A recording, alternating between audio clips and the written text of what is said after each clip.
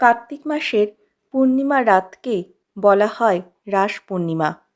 এই সময় বিভিন্ন জায়গায় পালন করা হয় রাস উৎসব। জানেন কি কেন পালন করা হয় রাস? কোন পৌরাণিক কাহিনী আছে এর পেছনে?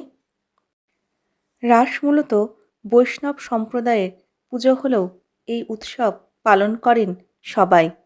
কথিত আছে কার্তিক মাসে পূর্ণিমার রাতে বৃন্দাবনে যমুনার তীরে গোপিনীদের আহ্বান করেন শ্রীকৃষ্ণ। গোপিনীরাও কৃষ্ণ প্রেমে সংসার ত্যাগ করে সেখানে উপস্থিত হন। কৃষ্ণকে ঘিরে সবাই গোল করে নৃত্য করতে থাকে, যা হল্লিবক নৃত্য নামে পরিচিত। কিন্তু একসময় গোপিনীরা কৃষ্ণকে নিজেদের অধীন ভেবে বসে। তাদের মনে ভর করে অহংকার। সেই মুহূর্তে ভগবান তাদের থেকে অন্তর্হিত হয়ে যান।